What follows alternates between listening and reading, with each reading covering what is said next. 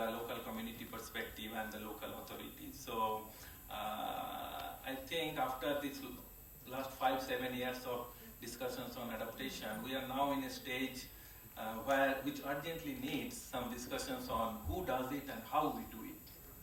So that's number one. And my second very quick comment would be again on this EBA, and I agree with our colleague that lots of focus has been so far on the conservation, but ecosystem-based adaptation is not just conservation, and ecosystem is not just protecting the conservation, means protecting that particular biodiversity, and Japan is the classic example of that. We had this forest management, we have very good forest management ecosystem which failed for last 40 or 50 years of experience, and because nobody utilized the forest product.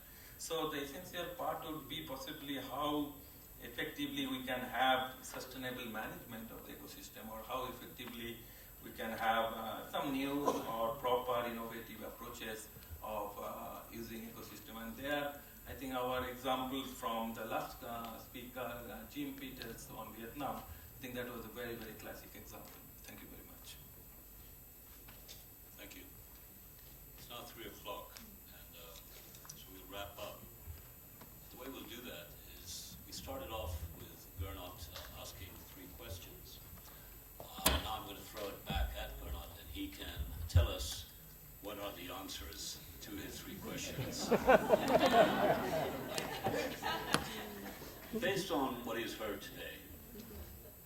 Thank you.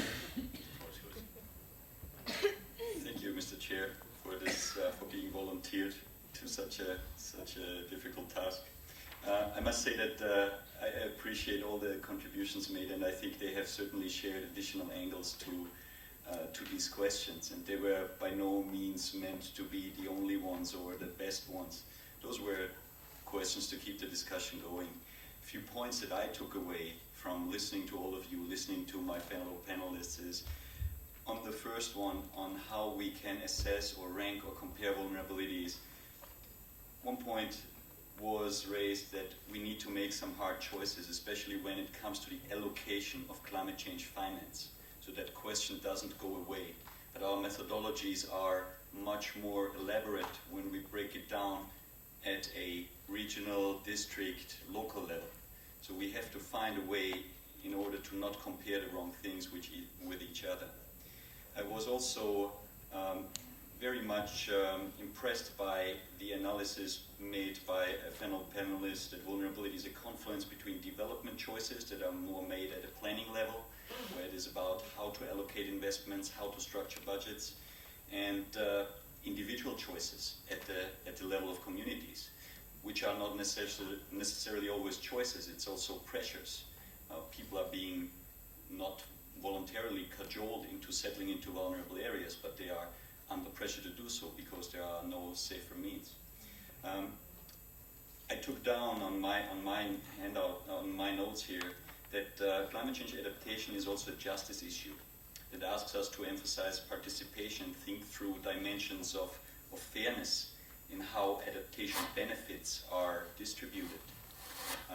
We heard about possible econometric tools that can inform adaptation planning. We heard examples from Bangkok metropolitan area. We heard also examples from the University of Tokyo, whereby econometric planning methods can shed some additional light on how to structure adaptation planning tasks. So the ecosystem-based adaptation question was probably the one where I feel that we have really the most thinking to do, especially when it comes to disentangling protected area management and conservation from ecosystem-based adaptation, where we focus more on social benefits.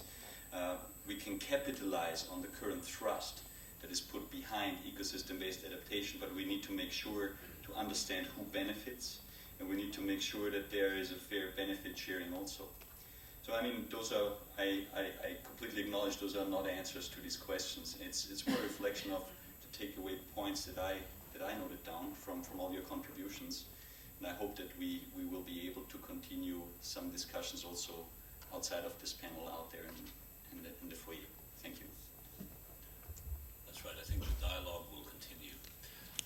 please join me in thanking our provocateur and our panelists